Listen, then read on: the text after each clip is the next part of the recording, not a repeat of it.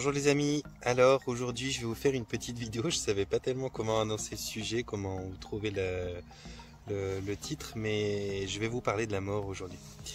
Je vais vous parler de la mort pour vous expliquer quelles sont les différentes mécaniques qui se mettent en place du côté de celui qui part ou de celle qui part, et les mécaniques qui se mettent aussi en place du côté de ceux qui doivent vivre cette perte d'un être proche.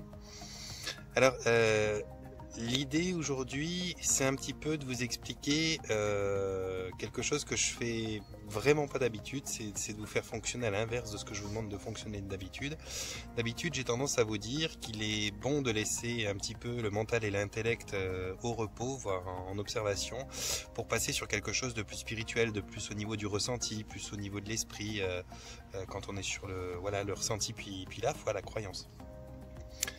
Mais aujourd'hui, pour ce sujet-là, je vais peut-être vous demander d'inverser cette vapeur-là, de vous diriger vers quelque chose de plus mental pour pouvoir apporter une compréhension à quelque chose de spirituel néanmoins, mais pour pouvoir apporter une compréhension qui va vous aider à pouvoir passer plus facilement les différentes phases du processus de deuil.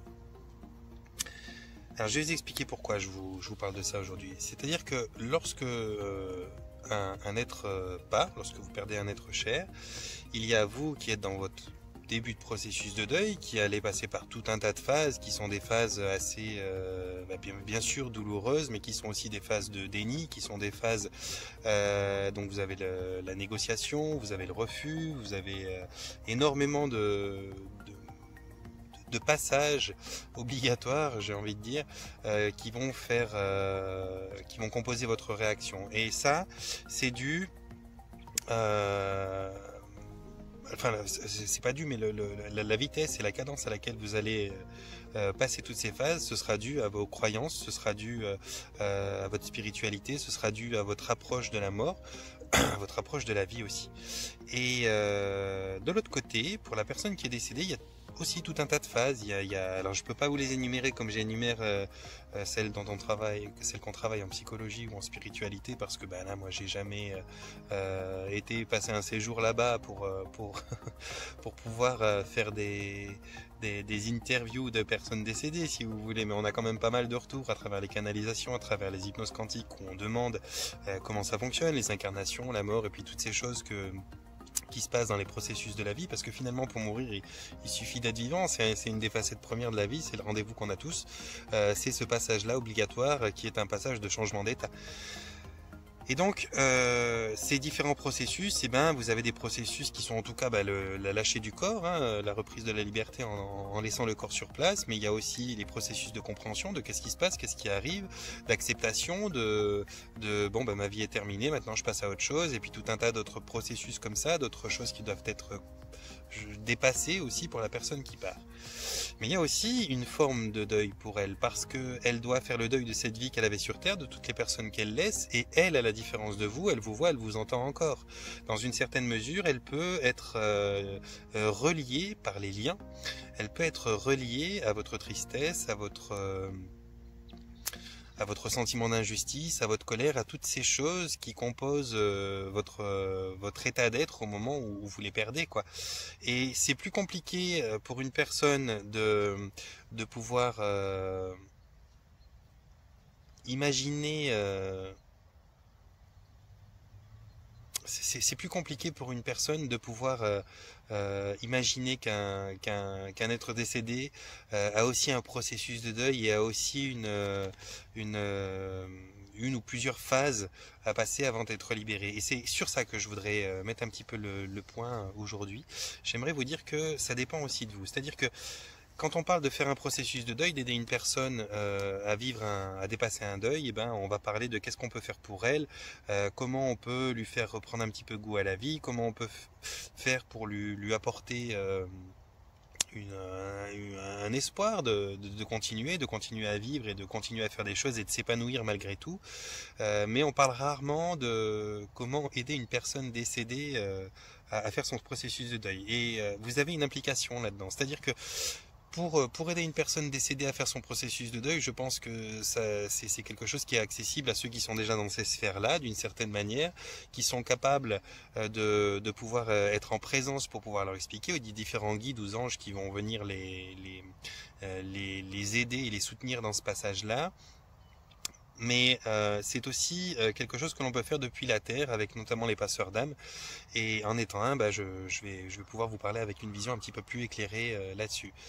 S'il y a besoin des fois de passeurs d'âme pour permettre à une personne qui est décédée de pouvoir rejoindre la lumière au bout d'un temps donné où elle s'est plus ou moins perdue dans les limbes, ou dans l'entre-deux-vie, on va appeler ça comme ça, c'est parce que justement elle s'est perdue. Elle s'est perdue pourquoi? Elle s'est perdue parce que d'une part elle a peut-être pas accepté sa mort, ou elle l'a peut-être pas compris. Des fois ça arrive tellement subitement qu'on s'est pas rendu compte, et puis on peut pas accepter qu'on soit mort, ça allait trop vite. Ou des fois ça peut paraître injuste, ou des fois il peut y avoir le sentiment lorsque l'on quitte son corps d'avoir complètement échoué sa mission, ou en tout cas pas été jusqu'au bout de ses objectifs, du mandat qu'on s'était imposé. Et à ce moment-là, ça devient compliqué d'accepter sa mort, et donc ça devient compliqué d'essayer d'accéder à l'étape supérieure qui est rejoindre la lumière pour continuer notre chemin et avoir d'autres missions. Et à ce moment-là, vous avez autour de vous tout un tas d'entités qui sont dans les mêmes vibrations, quoi, qui sont soit retenues par des gens qui n'ont pas coupé les liens, et puis parce que là j'ai pas dit, mais il y a aussi ça, il y a aussi le fait que les personnes vivantes qui ne sont pas d'accord ou n'acceptent pas votre disparition entretiennent des liens, et ces liens-là vous empêchent aussi de partir dans la lumière quand vous êtes décédé. Et donc autour d'eux, ces entités qui sont décédées, autour d'eux, elles auront d'autres entités qui sont soit retenues, prises en otage d'une certaine manière par amour, ou qui sont bloquées pour des questions de manque de compréhension de ce qui s'est passé, ou d'inacceptation de ce qui leur est arrivé. Et à ce moment-là, ça fait un processus compliqué. Puis l'accompagnement pour vous aider, si vous êtes avec des personnes qui sont autant coincées que vous et qui n'ont pas le secret pour savoir qu'est-ce qu'on fait après, c'est vrai que c'est compliqué, il reste bloqué un moment. Et là, c'est vrai qu'un passeur d'âme, quand il intervient, qu'il ouvre un canal de lumière pour que ces personnes l'empruntent et rejoignent un petit peu les choses. Enfin, moi, je fais pas que ça, hein. Je fais pas ouvrir un canal de lumière. Je rentre quand même en discussion. Je rentre quand même en échange avec la personne décédée pour essayer de voir un petit peu aussi qu'est-ce qu'elle ressent. Enfin, je fais un petit peu le psy du décédé. Et puis après, je lui propose si elle veut que j'ouvre un passage de lumière, et elle l'emprunte ou elle l'emprunte pas. C'est suivant comment elle le sent. Je me sens pas magicien à devoir être le super-héros des âmes perdues. Mais pour vous dire que voilà, des fois il y a besoin de ce processus-là parce que justement elles n'ont pas rejoint la lumière de manière naturelle, si on peut dire, toutes seules. Donc la chose sur laquelle je voudrais moi aujourd'hui vous informer, c'est faire un processus de deuil, c'est nécessaire et bon pour vous, ça va vous permettre de libérer des choses qui sont compliquées, ça va vous permettre aussi de libérer la personne que vous retenez, parce qu'il y a justement ces liens qui sont des liens qu'on fait opérer dans le vivant, lorsqu'on a des intuitions, des formes de transmission de pensée ou des compréhensions qui sont à distance avec des personnes sous une forme ou en tout cas une partie de forme de télépathie ou de choses comme ça, ou de ressenti, ou tout ce qui est lien médiumnique, choses comme ça. Ce sont des liens, ce sont des ressentis, des vibrations, des énergies, des choses qui sont captées par différentes parties de nos différents corps et qui sont en lien entre deux personnes. Mais c'est des personnes qui sont vivantes, sans problème. On peut avoir des formes de transmission de pensée avec des personnes vivantes. C'est donc les liens. Mais lorsque la personne meurt, eh bien, il y a aussi ces formes de liens. Les liens d'amour sont très très forts. Ces formes de liens qui sont conservées, et un lien, tant qu'on l'a pas coupé, la personne ne peut pas être libérée. Donc, vous libérez pas vous parce que vous restez dans toute autre chose que le présent, en pensant au passé, en ressassant, en ayant des regrets, des remords et tout plein de choses pour les choses que vous n'auriez peut-être pas eu le temps ou pris le temps ou eu l'habilité de dire comme vous auriez aimé les dire à cette personne que vous avez perdue. Et vous avez aussi la personne qui est de l'autre côté, qui est prise en otage par ses remords, par ses regrets. Mais le problème au milieu de tout ça, c'est qu'il y a personne pour prévenir l'autre. C'est-à-dire que c'est pas il y a parfois des phénomènes, des espèces d'interactions qui se passent où il y a une sorte de ressenti, de courant d'air froid, d'objets qui bougent tout seuls. Il y a des choses qui sont mises en place par ces entités pour essayer de rentrer en contact. Alors ça peut être pour faire peur, ça peut être pour exprimer une colère, ça peut être pour demander de l'aide. Toujours est-il qu'une fois qu'on est rentré en discussion et qu'on a réussi à accueillir le récit de l'entité, qu'on a réussi à comprendre ce qu'elle voulait parce qu'elle a une volonté propre, et qu'on a réussi à se faire comprendre d'une certaine manière, et qu'on a pu apporter de la lumière à ce que la personne voulait voir éclairé, et ben on arrive à les libérer. Mais pour la personne qui, elle, a perdu un proche et qui la voit pas et qui l'entend pas, elle se rend peut-être même pas compte, c'est d'une manière inconsciente qu'elle entretient un lien qui non seulement la ronge elle, mais aussi emprisonne quelque part et ben l'autre personne dans son état d'être intermédiaire entre deux mondes, quoi. C'est vraiment un endroit où on va trouver, alors nous les énergéticiens, on va trouver énormément de collaboration dans ces mondes-là, parce que c'est là où se promènent énormément d'énergie, d'entités, de personnes ascensionnées. Vous avez différentes zones comme ça qui sont fréquentées et fréquentables par certaines parties subtiles de l'être humain, et on va trouver notamment là-bas beaucoup d'énergie. Et puis beaucoup de capacités de fonctionner différemment. C'est encore pas les zones de lumière, mais il y a déjà un potentiel.